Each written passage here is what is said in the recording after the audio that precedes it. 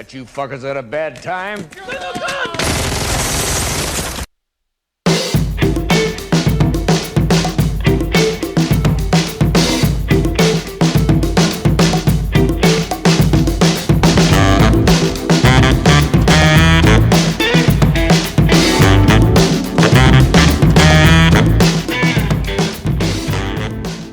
Hey, Hannah Serene. Hey, Katrina Porter. Welcome to Split Happens. Oh, my God. I think you got to get the disclaimer out of the way. Disclaimer. Immediately. But the disclaimer is usually something about the movie. And I don't know if you can tell, but the disclaimer this time is about the fact that I'm sick. What? Right. I'm sick. You are? Yeah. God, I can barely tell. Well, I didn't want you to think that I was just doing a Wild and Wonderful Whites impersonation. Because you sound like Sue Bob with the titties. I've always been a sexist one in the family. I've always had comments from thousands of people. Well, before we talk about what we're doing, could I get a disclaimer out too? Yeah. Dude, I got fucking hammered at Acapulco. Okay, disclaimer too. Normally, we go to Acapulco and have margs. I like a marg. Yes, one. Huge one. And then we come back here and do the podcast. And because we're consistent and we care about you, we did that this time. But because we were working on the studio space, and then we're like, let's just go get a ride from dinner before we record because that's what we do. And then we got there and we were like, oh shit, it's 4:30 in the afternoon. I'm sorry. I'm so slurry. Anna is going to be a mess and you can't hear me. Well, you're welcome. So this is going to be, we'll see how this goes. You know, we're here because we never get tired about talking about our favorite movies. So one of us, and today that's you. Yeah, I'm thrilled. You get to defend the movie. Aren't you lucky? Yep. And I, on the other hand, am going to kill this movie like I am Blade. And there's a room full of vampires just having a good time. Which obviously means we're doing 1998's Blade. Fuck yeah. This movie, you are screwed. I know. But our rules state I don't have to be shitty about the movie until it actually starts. Do you want to hear the movies that came out in 1998, the top grossing movies? I love that you have these movies at your disposal. I don't know how 1998 was for some people, but for me, it was amazing because it has some of my favorite movies. Not some of your favorite movies. 1998, I know for a fact you were working at the movie theater because the top grossing movie was Titanic. Oh, gross. Which I love. Ugh. Another movie I love. I want to run myself into an iceberg. Another movie that I love that I don't think is on our list somehow, maybe it means you don't love it, is Armageddon. You don't love Armageddon? Are you fucking serious? I love Armageddon. Armageddon? Yes. Huh. From beginning to middle to end. That movie's great. Titanic. Yeah. Armageddon. Yeah. Saving Private Ryan. Whew. There's Something About Mary. Yeah. Do we have that on our list? Nope, bro. Fuck. Fucking suck it dry. Waterboy. Dr. Dolittle. Fine. Good. Deep. And you know what, though? Really great soundtrack. Godzilla. Speaking of good soundtracks. Yes. This movie was directed by Stephen Norrington. He drove people crazy. Yeah. He was a lot of work. He was kind of chaotic, but his background was in like special effects and set design. Oh. So he was like, he did a lot of the set stuff in addition to being the director. Really? And he was like crazy particular about, he did all of Wesley Snipes' tattoos. Well, that's really neat. Yeah. So Wesley Snipes. Yeah. I know who he is. Yeah. So he's Blade. He's also an executive producer on this movie, and he took that role very seriously. Yeah. Which we'll talk about later. Right. Steven Dorff Yes. plays Deacon. Yes. who I think is like a mid-level snack, and you're not into it. I am not. Was he also an executive producer? No. Because he seems like somebody to be a little pushy into that. He was not, and he didn't actually love that Wesley took his role this seriously. He didn't? No. What? No, and this is one of those times where when I read background about a movie, it didn't work in my favor because I really think Steven Dorff is hot. And I love him in True Detective season 3, which has, I didn't watch it. no, Circular. True Detective season 3 has Mahershala Ali, who's playing Yes. the Blade in the reboot. Do you know anybody else who's in it? Who cares? I care. It's got Mahershala Ali in it. Speaking of snacks, but one that I feel a little weird about Yeah. is Chris Christopherson. There's something How? I don't know. Chris Christopherson? I don't know. Like in general or like in this movie? Yes is the answer, I guess. Really? I don't know. You know what? You know what? He has a presence. He does. He does. There's something very in charge about him. And he's very handy. I bet he would finger blast the hell out of somebody. He knows how to hold him. Like, I don't think he'd be like, blah, blah, blah, but I think he would. I don't think he would get down on like cleaning a triangle, but I think he would. I'm getting ready to probably mispronounce the next 3 people's names terribly, and I'm sorry. No, you got this. Okay. Dr. Karen Ooh. is Nabushi Wright, and she is From New York. probably... Her accent says yes. Okay, well, Wesley Snipes is in this. He was one of 3 people considered for this movie. You want to hear the other ones? Mm-hmm. Okay. Denzel Washington. Okay. And Lawrence Fishburne. Wesley wanted to do Black Panther. Black Panther? Yeah, he wanted to do Black Panther because he didn't know anything about Blade.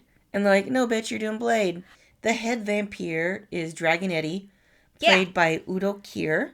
Fucking love him. He's wonderful. And then Quinn, who's like sort of the right-hand guy, which is hysterical because he keeps losing his hand throughout the movie. The right-hand guy of Steven Dorff or Deacon Frost is played by Donald Logue. His character, actually, Quinn, was a pretty small part, and they kept adding lines for him in this movie because he's so funny. I 100% believe that. Do you want to know what else Stephen Norrington directed? Oh, wait, before you do that, What? I think that happened for him on the Vikings. Did you get into Vikings? Fuck yeah, I did. It had a Skarsgård in it. Any Skarsgård is a good And Skarsgård. I can't remember that Skarsgård's name, but he's great. It's Gustav. Gustav. Okay, yeah. Gosh, speaking of objectifying women, the main lady in that movie is gorgeous. Oh my god, everything is right about Vikings. Yeah, that's It was a great show. I love that show. I need to get back into it. Okay. Oh god. Do you want to hear what else Stephen Norrington directed? Yes. This is going back to my comics. Is this a comic? The League of Extraordinary Gentlemen? God. What? Is it not? Do I sound stupid? Hold my earrings. Is it because Sean Connery's a piece of shit, or is it not a comic? I love that comic so much. So it's a comic. Yes. Okay. It's a comic by Ellen Moore. Doesn't mean anything to me. Oh my god. Okay, so he did Swamp Thing. He did The Watchmen. Ooh. The graphic novel was amazing. Alan Moore is a national treasure. Okay. Well, surely he's pissed off by that piece of shit movie with that They piece of just shit changed Sean so Connery. much. Oh god, it makes me icky. I mean, that character that Are you that sweating? Kind of. Alan Quartermain is supposed to be like a heroin addict, and they made oh god. I feel like I have to pee. Okay, I screwed up. I shouldn't have mentioned this. It makes me so mad. Ooh, I'm not sure where to go from here. God. But back to it's my hope that you talked about Blade being remade. They're remaking League of Extraordinary Gentlemen. They are? Yeah, it's got Alan Cummings. Are you fucking serious? Is going to be in it, and oh, I love him. Liam Neeson. Are you going to be so disappointed when I tell you I'm fucking with you? No, you are not. Are you serious? Fucking hell. Why do I believe you on anything? Back to Wesley Snipes wanting to do black. Oh, you look so sad. They remake everything. I want this to be like Quantum Leap. I want something to be a wrong that needs to be righted. It will be. It will be. I promise. I hope so. I promise. You know, Stuart Townsend's in that. Do you remember him?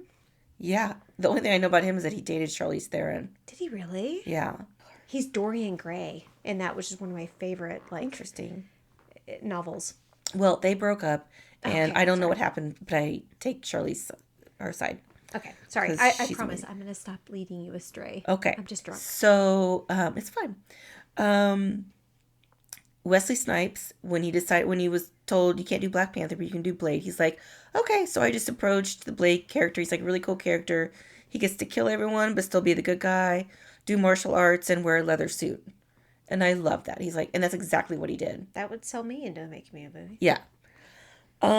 So let's get into it, right? Yeah, I'm ready.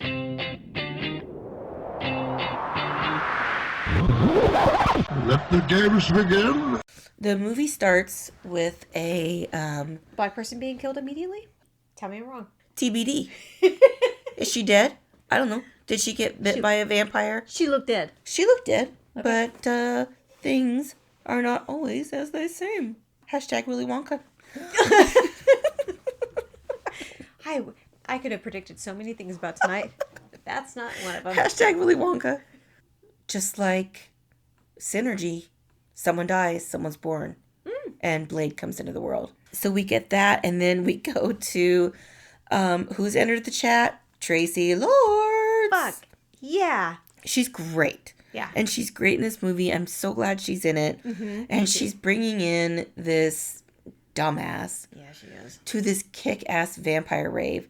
And he's living his best life. A kick-ass vampire rave. Yeah. They are doing nothing wrong.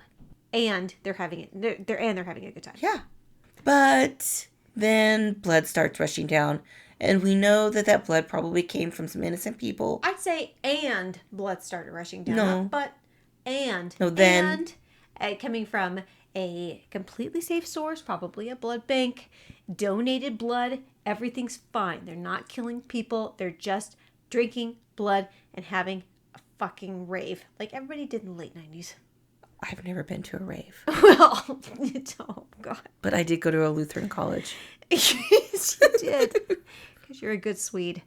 I am. I, on the other hand, went to an art college, so I went to lots of raves. And everybody. Katrina. Yeah. I'm telling you right now. Mm-hmm. That's how it was in 98. Can I Everybody ask was having you- raves and listening to, I had lots of glow sticks and blood was raining down from the ceilings. And everybody was happy about it. Can I ask you what you think the purpose of blood banks are for? Who do you Raves. think that actually goes to? People having surgeries who need blood transfusions or vampire raves? Yes. In the hierarchy of needs, who do you think needs that more? Yes. Okay, so obviously they're doing something terrible. Blood is rushing down everywhere. And it is sick. I mean, the music is amazing. Fuck yeah, it is. And I was like, oh no, the DJ dies. Because guess who's there? Some asshole. Blade.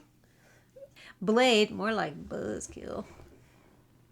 Blade, looking fine as hell, shows up. Boom. What else do I have to say? God, I barely even noticed. That is a lie. Blade cares about people who need blood transfusions. He knows that there are people waiting for their blood transfusions. He knows blood's being just wasted. And he's like, I'm going to do something about this. Because he is a volunteer for the American Red Cross. Is he? Yeah. Huh. Yeah, I've got the trivia. Okay. He I like that Blade is fighting people. Yeah. And each vampire is just patiently waiting their turn. Yeah. Yeah. Manners. Yeah, vampires are nothing if not courteous. Yeah. I mean, they were probably like me, anytime Wesley Snipes enters a scene, they're like, oh my God. So just to be clear, you're saying that they're in awe, so they decide to queue instead of actually just attacking all at once, which would probably be more effective. Right. Huh. Right. They're like, what if he changes his mind and just quits killing people? So Blade is probably used to these dumbass vampires that will only attack him one at a time. So he's not really that great of a superhero. Whoa, whoa, whoa, whoa, Well, whoa. he knows he only has to fight him one at a time, so that's not that bad. He is absolutely incredible.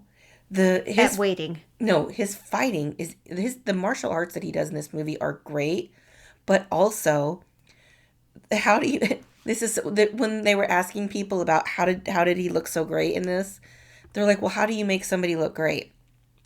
You put him with other people that Are patient? no.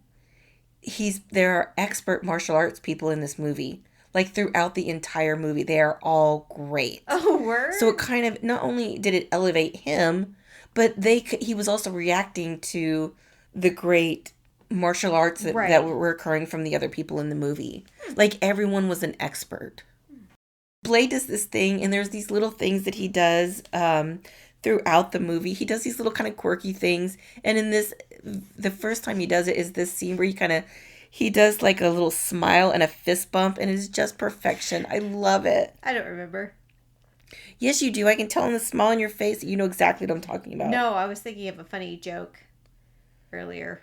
No, you were thinking of that funny smile and fist bump that he does. He's like, yes. No, I was thinking that Sugar Ray used to be like super popular, and it made me laugh.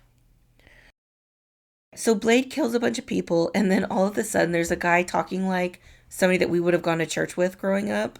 Yeah. Like, you know, talking in tongues. Talking in tongues? Yeah, that's what he's doing. Do you mean Romanian? No, he's not talking in Romanian. Yes, he is. What? I know, because I was watching closed caption. Great. And then he cuts off Quinn's hand, which is a recurring theme in this movie, and just burns him to bits. Yeah. And so then we get to the next scene is there's a hospital. Quinn's body is there, and that's when we meet the fine as hell Dr. Karen. And she's a hematologist, which is a wonderful coincidence. She's working in a morgue, right? But that's her job. Because she helps with the autopsy. But I think she's actually a hematologist. But I don't think it's a morgue necessarily. I think is working in, I think it's a hospital. Because that's the hospital where Blade was born. They examine a cadaver even if it's not in a morgue? Maybe. I don't know anything about things outside. When I was in criminal justice school, my voice is not going to work today. Oh, come on. No. You learned that in criminal justice school? Yes, we learned all about cadavers and cutting shit up. How very sensitive of you. So, oh God, what a drag.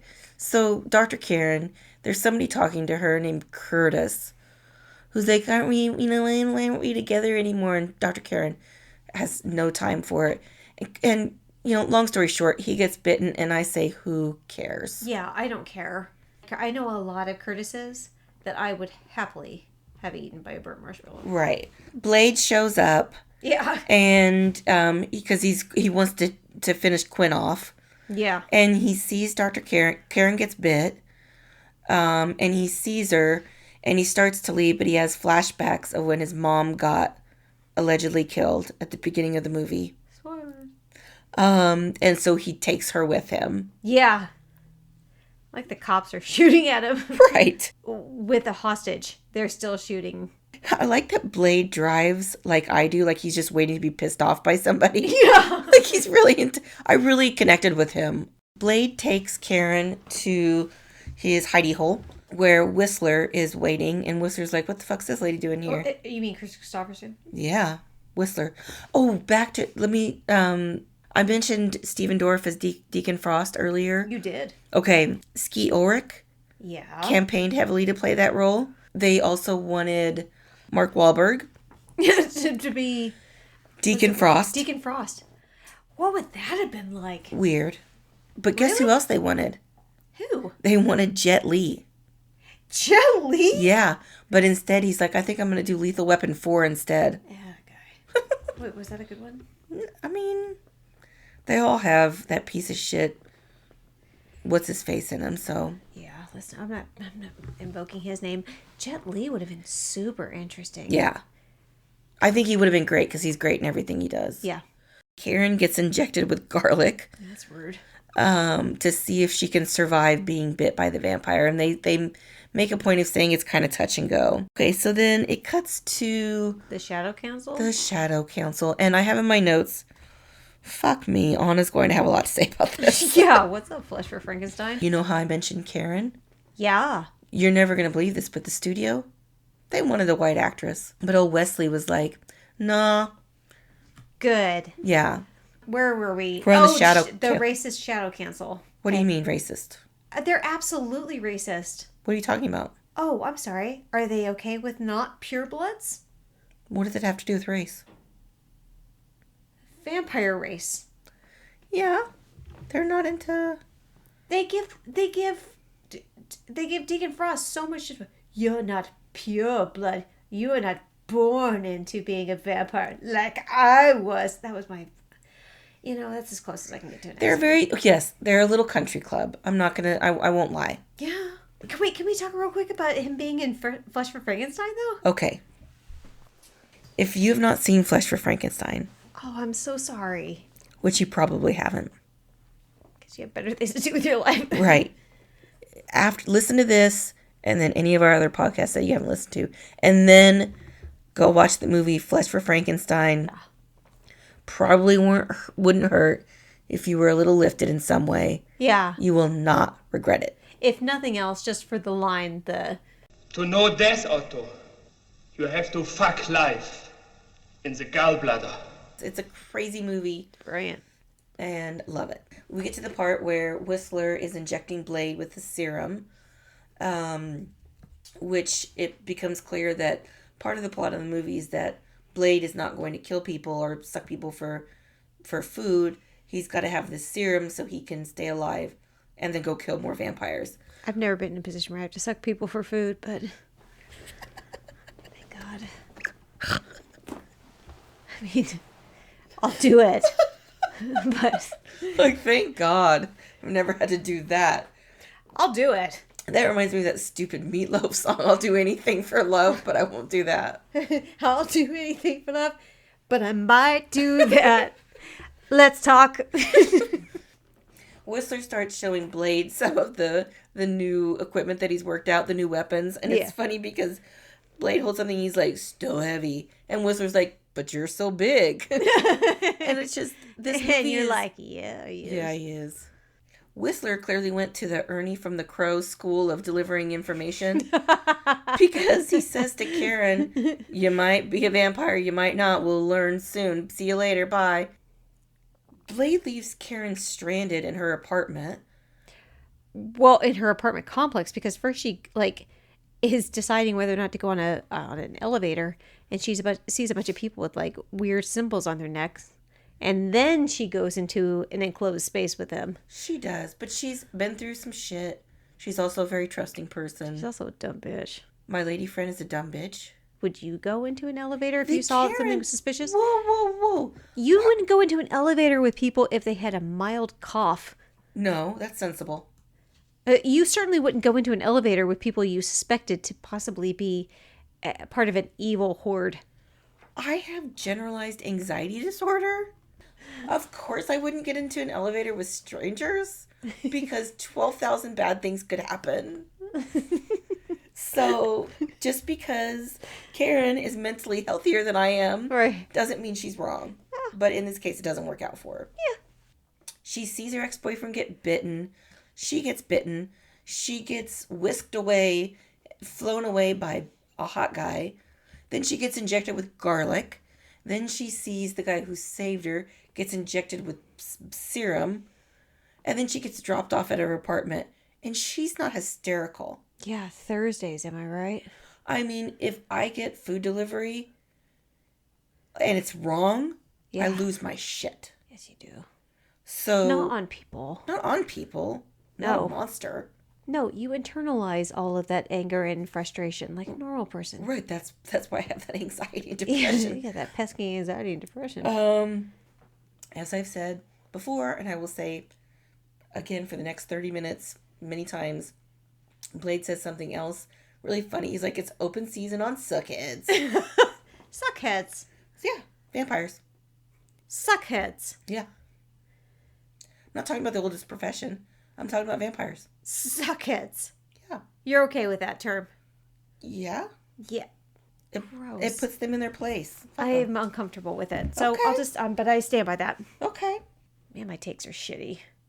Yeah, I knew I'm this was working on gonna... it. This was hard. I I know, love this so- movie. Fuck you, I did RoboCop. Okay, this movie sucks.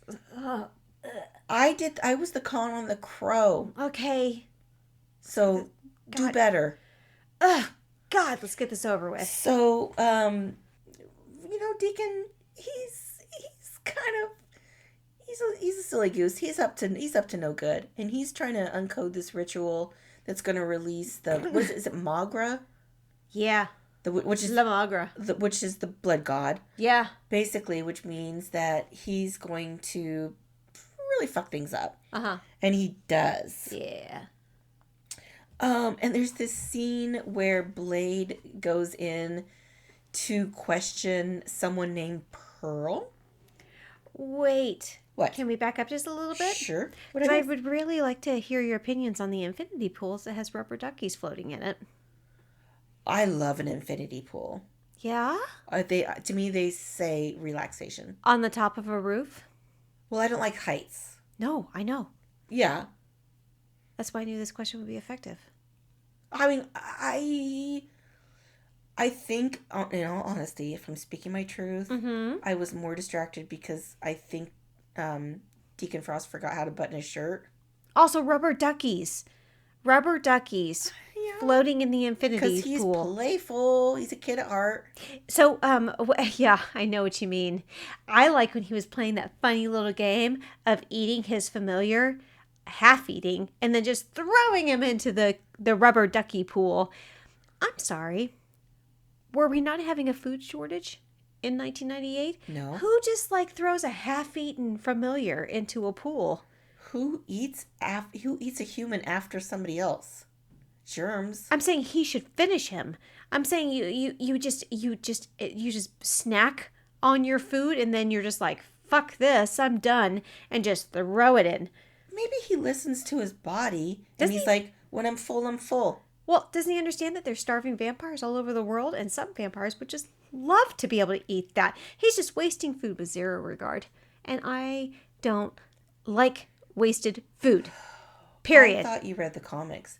In comic 8 of Blade, there's a part where... You're not going to fool me on this. No, this is true. Yeah. Hey, I might be gullible, but we're talking comic books here. The female helper, like the female vampire helper, she's got... It's kind of awkward. She's got this weird eating thing where she can't eat before other people. So what he does, it's nice. Deacon's nice. He gets started and then he's like, here. She also loves to swim. So he's like, it's twofer. He throws the person the food in the pool. She gets to get a swim. She gets some food. It's fine. Number 8, Blade. Check it out. This is your worst take I've ever heard. Oh no, did I have a Billy Madison moment? Yes. Fuck. Everyone in this room is now dumber from having heard it. That's fine. I get that a lot. So can we get back to Pearl? Definitely. I would love to get back to You Pearl. have shit to say about Pearl? Everyone has shit to say about Pearl. Oh, really? I think. Pearl? Go ahead. Okay. Tell me about the grotesque Pearl. Yeah. Do you want to hear the backstory? Because the backstory is even worse. Yeah. Okay. Yeah.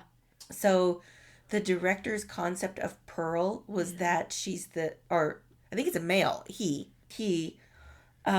is the size that he is because he has a cannibalistic lust for infants and children. And he loves to eat their hearts. Ah. The set had to be built around Pearl. I believe that. Yeah. I believe that. Mm-hmm. But Pearl knows things. And so Yeah. Blade and Karen show up to question Pearl about what's Deacon up to. And because Pearl lies like I do. Pearl's like, I don't know anything. And is like looking around. And and Pearl has your pain tolerance. I birthed a couple of babies. That's true. and had like a 5-hour tattoo nonstop across my back. I told you not to do that. I have a good pain tolerance. Who has a bad pain tolerance? Because that's who I like to compare them to. Oh, not us. Anyway, Pearl doesn't have any pain tolerance, so it's easy to get information from him. And Blade and Karen figure out that what Deacon's trying to do is he's trying to bring back the blood god, Magra. Yeah. And Karen, she's warming up to killing people real quick. Is it because she's a sociopath? No. If he moves, fry him.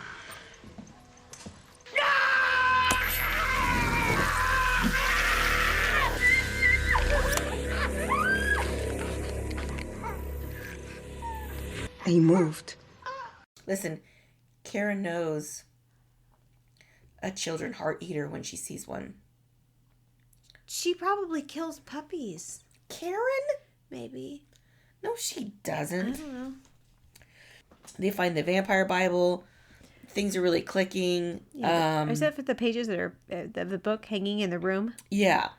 Is there any kind of organization of those pages, or are they all just arranged like aesthetically? Like those people. Oh my God! It's like those people like who like organize their books by color. All right.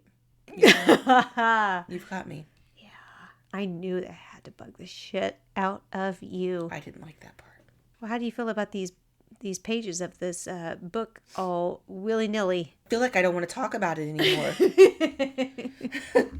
After Blade and Karen find the Bible, Deacon's people start showing up to kidnap Blade because they need Blade for the ritual. Assholes. Yep. Okay. True. There's a kid that shows up Yeah.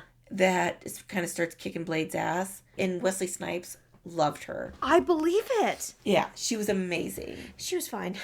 No, she's great. No, she's fine. But then guess who shows up? You know what? Why is she only in it for 5 seconds? She seems so awesome. Like, so why do they only put her in it for like? Because no time at everyone all. that he defeats is in it for 5 seconds. Well, I guess he didn't really care about her. Anyway, I guess he didn't want this movie to be 5 hours long like this podcast. Whistler shows up, and anytime Whistler showed up, you know what I thought of? The horn in Lost Boys.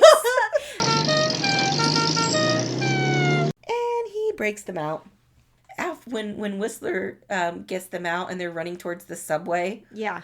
all of the people in the subway are cardboard cutouts with the special effects men in them. What? Yeah. Those are, yeah. Huh. Yep. As much as I love Karen, she's a little slow on the uptake when she says to Blade, "You're one of them, aren't you?" Karen. Oh, you think? Karen. What gave it away? I know. So that's when we get Blade's origin story, and we also learn that his body's starting to reject the serum. That's If unfortunate. only he knew a hematologist to help him figure this problem But where's out. he going to find one of those? I don't know. In this economy? Dragon Eddie, Yeah. I hope the people didn't get too attached to him. Why? Is he Dead, moving dead, away? Dead. Oh. Yeah. Deacon, as fine as he is, he's a bit of a grudge holder. Yeah. And he takes him out to a beach, Yeah. and he pulls out his teeth. Wait, so Dragon Eddie is having a problem with the sun in Yeah. this moment? Yeah. And not Deacon? No, Who's they put also on- a vampire? No, they put on sunscreen. Sunscreen. Yeah, 100 proof. Sunscreen. Yeah. Huh. SPF's a motherfucker. Really? So all of these vampires that are just living in the dark and not being able to go out in the sun, they could have just been wearing sunscreen the entire time? No. They were in the sun for like 4 minutes, and then they put their helmets on, and they left. They were 8. So vampires could just wear sunscreen and biker helmets and be totally fine. Yes, it's in Blade comic book 11. Okay, first of all, don't even try me on this because I know you're full of shit. And also, that is so dumb. That is so dumb. And you know that's dumb. That is a huge gaping hole. And I say that with no irony. A huge, big ol' need to be filled gaping hole of this story. That the vampires can just put on sunscreen and biker helmets and somehow they're okay being in the sun. Later on, he has like a 5-hour conversation with Blade in the sun because he's wearing sunscreen. So we get back to the hidey hole again. And Whistler, he's got a little bit of the cough. He's not doing well. Yeah. Is that where Blade gives him like a teeny tiny little piece of a 1 page from the book, looks at it for a second, and he's like, oh yeah, it says something about a ritual and eating 12 vampires and also a daywalker's blood, and that makes you a super strong mecha vampire, but that's all I see, sorry. Yeah, Whistler's really smart. Deacon Frost lives with like the oldest vampires available. But doesn't he strike you as someone that's kind of lazy? The one that's like developing like a super advanced computer system to try and decode these books. Why couldn't he have just gotten a Whistler that could look at a teeny tiny bit of a page? I think he did. I think Pearl is his Whistler. Pearl was the one that figured everything out. Really? Because she was super unhelpful because he still needed that like computer system to like go through all of that to be able to tell him exactly what's going on. When Whistler could have just been like, oh yeah, that's that ritual you need. You need 12 and also Blade. I know everyone that's And I'm going to go listening. smoke. Whistler's not doing great. He's got the cough. Like you do right now. He sounds a little bit like me right now. And then, guess who meet? Is there sunblock involved? Yes. This is so fucking stupid. It's okay. So Blade went out to get his serum. And then as he was leaving the serum factory, the serum dispensary, he sees Deacon Frost. Mm-hmm. And that scene was one of Stephen Dorff's early scenes. Okay. In the movie. And he hadn't quite gotten connected with his character, and the scene was really it was just not working. It was an off day. The director wasn't exactly sure what he wanted. And Wesley was trying to help him, he's like, we need more. He kept saying, we need more. We need more. And because Wesley was an executive producer, he kind of felt like he could just keep giving notes to Dorff, and it was pissing him off. So the tension that they end up having in this scene was real because Stephen Dorff was fucking done with Wesley Snipes. Oh my. Yeah. Did he realize that Wesley Snipes was correct? Well, yeah. Yeah, I mean, but Stephen, he doesn't disagree, but he'd been rehearsing and rehearsing and rehearsing, and then all of a sudden Wesley Snipes comes in. He knew that that his performance had gotten stale, so when Snipes watched it and did the playback and had to remind Dorff that this is what we're looking for, and also I'm a producer. Oh, he pulled one of those. Yes, and it really he pulled pissed. my dad's the owner of the dealership. Yes. Oh. But also David Fincher was on set that day, and David Fincher. He was just visiting the set. Huh. And so Stephen Dorff was really intimidated. When did Seven come out? Do you remember? 1995. So it came out before this. Okay, so the game with Michael Douglas was 97. Okay. So that would have so David Fincher was definitely huge at this time. Yes. Okay. And then guess what happens? They all have a picnic? No. Deacon's friends show up. They have a picnic? No. They kidnap Karen and they beat the shit out of Whistler. Oh. They make a video of it. Oh, what an asshole. Yes. Blade comes in, he finds Whistler, he tries to clean him up, which is really a sad scene. He's kind of dabbing at the blood, which is pointless, but it's showing the affection that he has for him. Affection. Yeah, affection. Abadanza? I love when Karen gets kidnapped and they're at Deacon's place. Yeah. She immediately starts fucking with him. Yeah, she does. And it is so easy. This bitch. Blade arrives, and it is an amazing fight scene with an amazing soundtrack. And people keep drawing parallels between it and The Matrix. Did The Matrix rip off Blade? Noticed that. The Matrix had already been filmed. No shit. Yes, but so Blade ripped them off. No, it hadn't been released. No, it hadn't been released. It had already been filmed. Mm-hmm.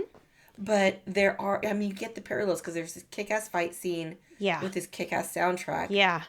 And it's a coincidence. Very similar parallels.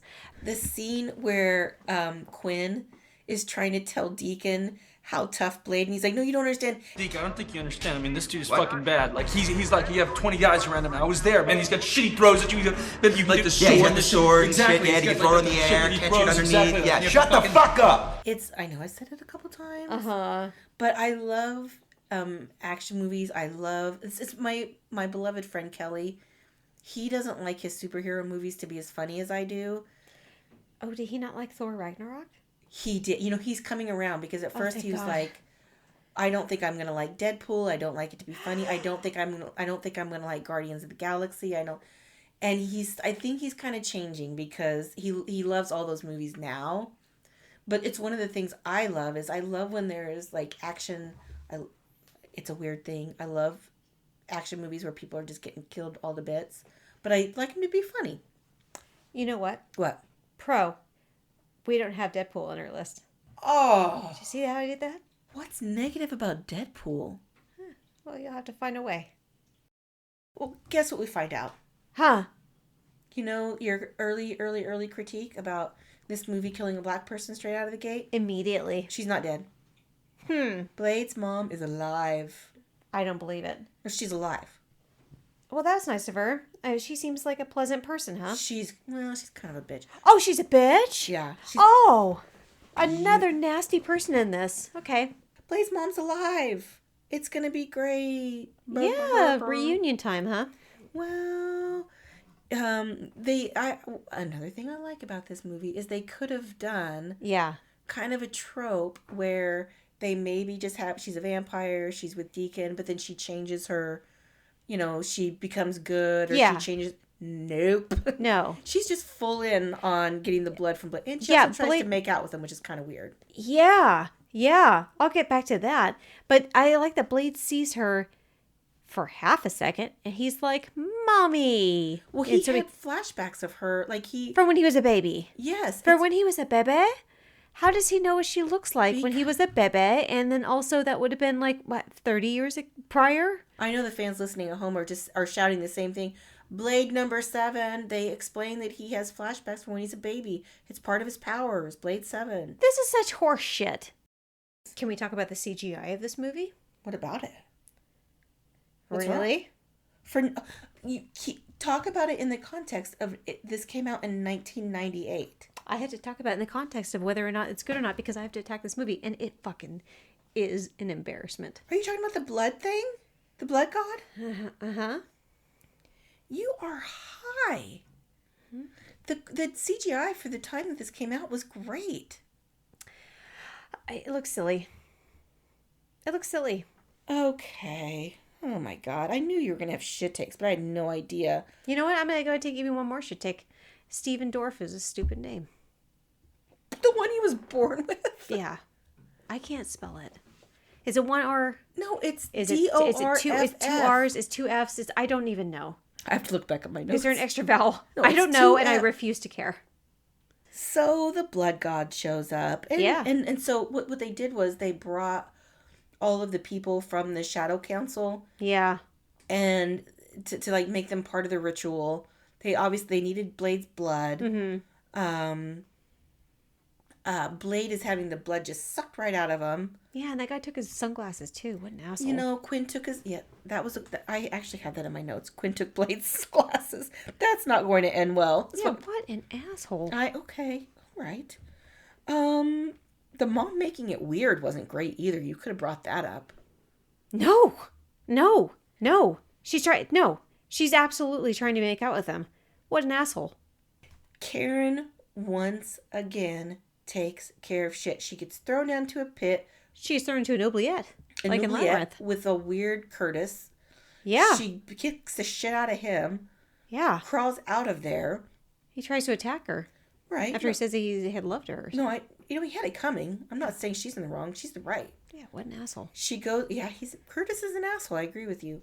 Karen, she gets out of the oubliette. She goes and fights Blade.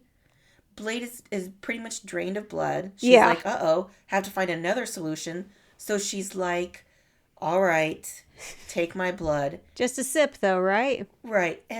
But She's like, I said take some of my blood, not fucking all of it. okay, but that's what I thought. But I had the closed caption on this. No, I know what you're going to say. She was saying, don't stop. That's what the closed captioning says. A man probably did the closed captioning. Hey, it's kind of a hot scene, right? I don't know. I don't remember it. Okay, well, I'll show you after this is over. I'll remind you. And then, but she's taking care of shit. And Quinn literally takes nothing seriously. The build-up to Deacon turning into the blood god, Quinn is like, I'm going to be a naughty vampire god. Yeah. And Deacon's like, okay, yeah, sure. I'm definitely taking you along for the ride. Blade got some of that good blood. Yeah. So he's feeling all right. Yeah. Rave music time. I like that blonde vampire. I like that she has one line, and I guarantee they had to do 20 takes of that blonde vampire just saying her line. I'm really going to enjoy this now. Her name was Arlie Jover. Yeah. And she was a model. She had very limited acting experience. What? But I could hardly tell. This is going to be a real shocker. Guess why she was cast? She's a model? Sex appeal. Ah. She is beautiful, though. Yeah. She delivers that line beautifully. I'm really going to enjoy this now. Earlier when I mentioned that David Fincher was on the set. Yeah. He was initially tapped to do this movie, to direct this movie. No. And he did some work on the script. Oh, like in a Steven Spielberg Poltergeist way? No, or like... I don't think so. One of my favorite lines, Blade says, Some motherfuckers are always trying to ice skate uphill. That was in the movie because Wesley Snipes was describing the character of Deacon Frost. He was talking to the writer and the director, and he's like, you know what? Some motherfuckers are always trying to skate uphill. And they're like, okay, going in the movie. Wow. Yeah. Blade kills Deacon. It's a pretty kick-ass fight. Yeah. When he could have just like thrown the thing at him, but instead he does like a flying kick. Yeah, it's like, amazing. Do they have time for that? It's like, kick, boom. I like that Deacon chooses, he's a god, right? Yeah. He's a blood god. Yeah. And he could probably do some magic-y, like strong shit. Maybe. Probably. Mm-hmm. But the one weapon he chooses to fight Blade with, a blade, which is the one thing that Blade fights with every single time. I like that Deacon calls Blade a little bitch. Yeah, that worked out real well for him. Yeah, what an asshole. Where did Deacon... It's kind of a recurrent theme, right? Assholes in this movie. What an asshole. My last note is Blade wins the day and my heart. Aww. Do I have to stop attacking this movie now? Yeah. It's done. Yes. It's over now. Oh, thank God. Oh. Wow. That was tough. Yeah. I was not looking forward to this one at all. This movie is great. I love this movie. I seriously was at like 2 minutes in, and I have in my notes like, how am I going to attack this? This is so good. This movie's fantastic. It's great. We've picked movies that we love. Yes. So I always, when I go to take my notes, I kind of go into it with some trepidation. Like, is this movie going to be as good as I remember it? Or if I'm taking the con, is this movie going to be easy to tear down because I forgot that it's not really, but I kind of am falling in love with all these movies all over again, and I love that. Oh, I absolutely agree. I know how we feel about this, but I am genuinely curious what other people think about this, because do you happen to know what this got on Rotten Tomatoes? Am I going to be pissed? 57%? I know. Because I went back and watched this. I'm like, how? But how? Because it's so good. It really, really is. I don't understand how anybody could not like this movie. I mean, CG. I mean, like they did. There was the CGI was as good as it could be for the time. So I don't think you can like compare it for that. Like I don't think you can go into it. So I don't know what people had a problem with. So I would genuinely like to know. And also, what's the excitement level of Mahershala Ali doing the remake? Oh, I bet it's And if it's not a 10, I'm not interested. Dude, I bet it's going to be fucking rad. It's going to be... he's great. I have to tell you, Katrina, I'm sick of listening to our voices. Yeah. Well, we want to hear all of yours. Yes. So let us know, please. We're at Split Happens Pod on all of the socials. Made it easy for you and me. Thanks, everybody. Bye.